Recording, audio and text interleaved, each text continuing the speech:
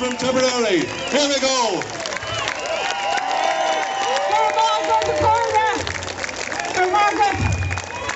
Thank you all for coming today. Thank you all for coming today, Garmagat. It's a pleasure to see you all here. So I came from Tipperary and via Kildare. I have a project to try and re-inspire interest in our Irish heritage and culture and traditions, and I'm calling it the Custodian Project, and we're going to hold a little event in a Thai on the 1st of August, Saturday from 12 o'clock, if anyone's interested. So I suppose what we need to do, this is about education, and I think for 20 years it's only people are becoming aware that what our children have been taught is not in their best interest. No. And for about 10 years in the international and national education system, I have been saying shocking things like, there is a difference between men and women.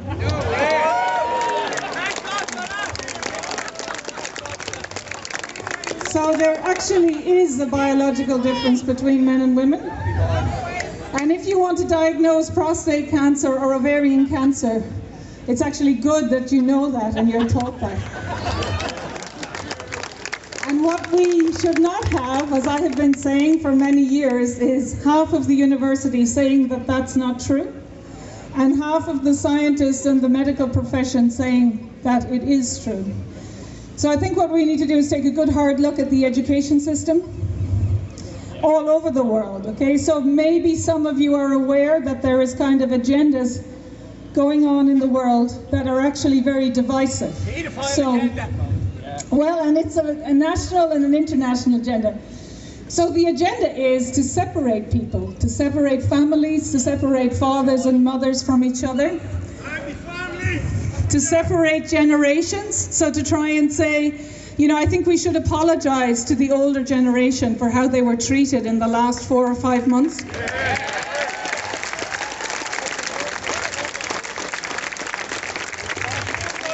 And I would like to apologize on behalf of scientists, government advisors, and the medical profession worldwide. No, but I think, you know, somebody should. And I think it's shocking how they've been treated. And I think if I was in a care home, you know, a lot of people, Ireland had the highest number of people died in care homes in Europe, in Ireland. So 62%.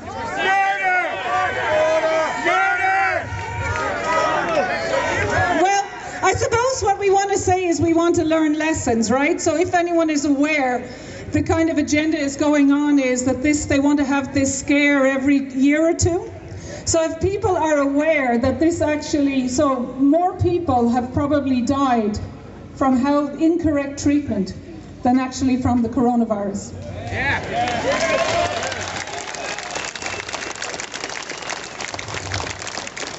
And I've been privileged to be involved worldwide, and pharmacists and nurses have come, and doctors from 5 countries now, to say that the elderly were given a prescription of morphine instead of actually being given prescriptions so that they wouldn't die. And also in Ireland, as we know, they were not given enough oxygen. So that they actually died in a lot of pain, and it's quite cruel. So while the last 6 months have been that we're doing all this social distancing and masks where there's no evidence for, to care for people, the people that should have been cared for were the 62% of people that were in care homes, and they should have been given proper treatment.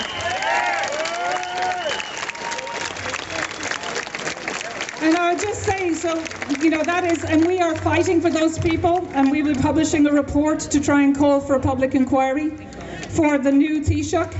And it's not in a way because, but the inquiry is to learn lessons so it doesn't happen again, okay? And we also have to just be honest, the coronavirus is a seasonal virus. It's mainly in the Northern Hemisphere in February and March. And if you look at the deaths, the main deaths from coronavirus were in February and March. The spikes that happened after the lockdown were to do with the treatment. No influenza actually kills people like that. So it's actually to do with the treatment. Okay, that's fine. Okay, all right.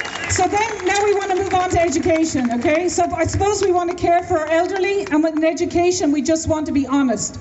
So what the education system is doing is teaching our children to be victims.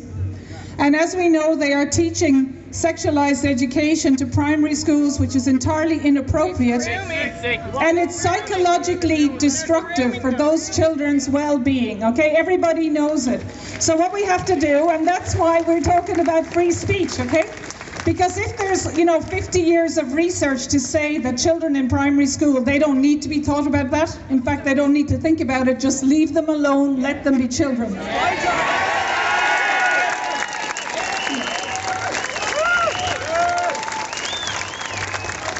And I suppose I would be saying the best carers for children are their families and their mothers and their fathers.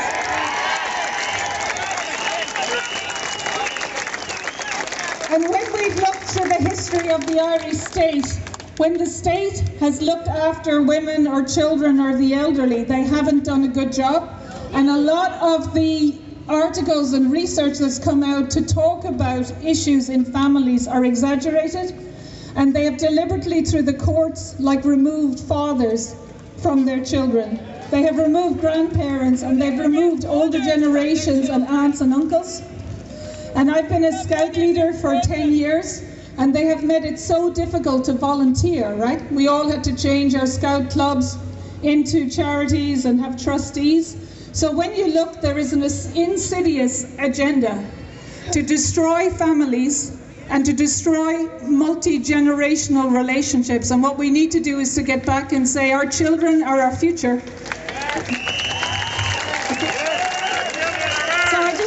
We have to cherish them, okay? And we also have to keep them healthy. And anything that goes into them should be safety tested. We have to do a good hard look at the education system. And we could have a group, if there's teachers here, to look at what is in those books that they're teaching in. And our children are not victims. Our 11-year-olds and 14-year-olds are not victims. And any kind of education system that starts, Martin Luther said, judge people by the content of their character, not by the color of their skin. And the education system and the university system, we have to say it's actually racist to try and have marches based on the color of people's skin. That is actually discrimination. That is actually discrimination, okay? Because what they're doing in the education system is telling people they are victims and saying that it's the amount of melanin you have. So what they're doing is a hierarchy of black people over brown people, over red people, over yellow people. Martin Luther King said, judge people by the content of their character, and the people who get the jobs should be the best people for the job. Okay, the best people for the job, and we should be encouraging our children and teenagers and university students to be the best there is. And real diversity is to have that everybody is different, they're all specialists. You could be a gardener, a painter, a carpenter, an engineer, and you should be the best person that you can be, and you should get the job based on being the best person, not what sex you are, not what color you are. So we have to take a good hard look at the education system. It is not working for 20 years. People have been lied to. The children have been saying they're victims. They are not victims. Get rid of any kind of sex education from primary school, and maybe it doesn't need to be in secondary school. Cherish our children.